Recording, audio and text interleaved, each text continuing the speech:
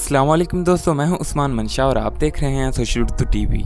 दोस्तों, fans wrestlers की bookings को लेकर अक्सर डब्ल्यूडब्ल्यूई को ट्रोल किया करते हैं कि डब्ल्यूडब्ल्यूई अपने सुपरस्टार्स को अच्छी बुकिंग नहीं देती और कई टैलेंटेड सुपरस्टार्स को जोबर बना दिया जाता है। वहीं कुछ ही साल पहले आने वाली कंपनी यानी AEW अपनी अच्छी बुकिंग, स्टोरी लाइन्स और मैचेस की वजह से मशहूर है और इसलिए कई डब्ल्यूडब्ल्यूई रेसलर्स डब्ल्यूडब्ल्यूई को छोड़कर AEW में जा रहे हैं। लेकिन अभी भी डब्ल्यूडब्ल्यूई में कई ऐसे रेसलर्स हैं जिनको AEW में चले जाना चाहिए। और आज की इस वीडियो में हम आपको ऐसे ही 5 टैलेंटेड सुपरस्टार्स के बारे में बताएंगे जिनको डब्ल्यूडब्ल्यूई पूरी तरह वेस्ट कर रही है और इन्हें AEW में चले जाना चाहिए। तो इस वीडियो को पूरा लाजमी देखिएगा। तो बिना देर किए शुरू करते हैं।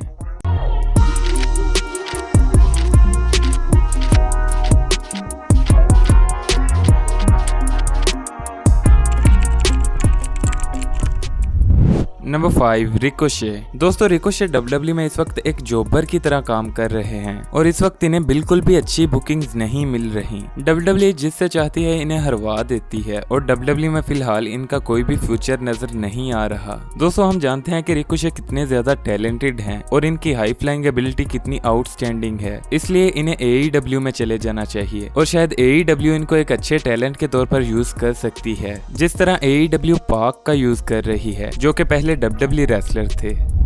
Number 4, Chad Gable. दोस्तों, पहले चैड गेबल, फिर शोटी गेबल, फिर शोटी जी और अब फिर से चैड गेबल के नाम से जाने जाने वाले इस रेसलर के साथ डब्ल्यूडब्ल्यूई पता नहीं क्या कर रही है। क्या इनका रिंग नेम ही चेंज करते रहोगे या इन्हें पुश भी करोगे? खैर, डब्ल्यूडब्ल्यूई में इनका भी कोई फ्यूचर नजर नहीं आ रहा और अगर इन्हें वाकई रेसलिंग में एक करियर बनाना है तो इन्हें डब्ल्यूडब्ल्यूई से जाना पड़ेगा और मोस्ट प्रोबेबली इन्हें AEW में जाना चाहिए, जो कि रेसलिंग में डब्ल्यूडब्ल्यूई की सबसे बड़ी कंपेटिटर कंपनी है और इस चेंज से इन्हें रेसलिंग में एक फ्रेश स्टार्ट मिल सकता है।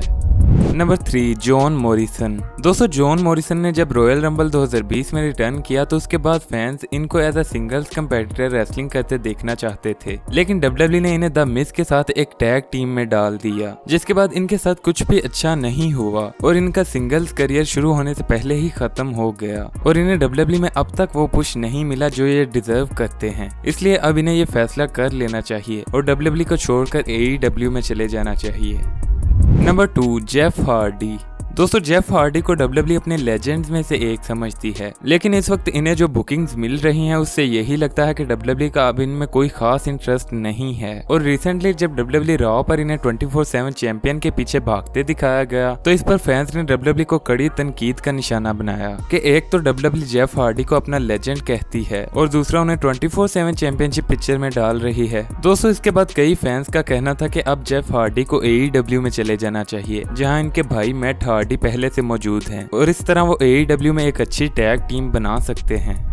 नंबर 1, मुस्तफा अली। दोस्तों, मुस्तफा अली के साथ भी पिछले तकरीबन 1.5 साल से कुछ भी अच्छा नहीं हो रहा। इन्हें रेट्रीब्यूशन लीडर जरूर बनाया गया, लेकिन उसके बाद रेट्रीब्यूशन को बहुत बुरी बुकिंग्स का सामना करना पड़ा और इस वक्त इनकी मंसूर के साथ एक अच्छी टैग टीम है, लेकिन डब्ल्यूडब्ल्यूई इनको भी बार बार हरवा रही है। दोस्तों, सब जानते हैं कि मुस्तफा अली एक टैलेंटेड रेसलर हैं और अगर वो AEW में जाते हैं तो ये उनके लिए एक प्लस पॉइंट साबित हो सकता है और उनको एंड्राडे और एलिस्टर ब्लैक की तरह AEW में एक अच्छा और फ्रेश स्टार्ट मिल सकता है। और अगर डब्ल्यूडब्ल्यूई इन्हें फ्यूचर में अच्छी बुकिंग्स नहीं देती तो इन्हें ऐसा जरूर करना चाहिए। दोस्तों, आपको क्या लगता है कि क्या इन रेसलर्स को वाकई AEW में चले जाना चाहिए? हमें कमेंट सेक्शन में जरूर बताएं और अगर आपको वीडियो पसंद आई हो तो वीडियो को लाइक जरूर करें। ऐसी मजीद वीडियोस के लिए चैनल को सब्सक्राइब कर लें और अगर आप मुझे इंस्टाग्राम पर फॉलो करना चाहते हैं तो उसका लिंक डिस्क्रिप्शन में मौजूद है। Thanks for watching and good bye.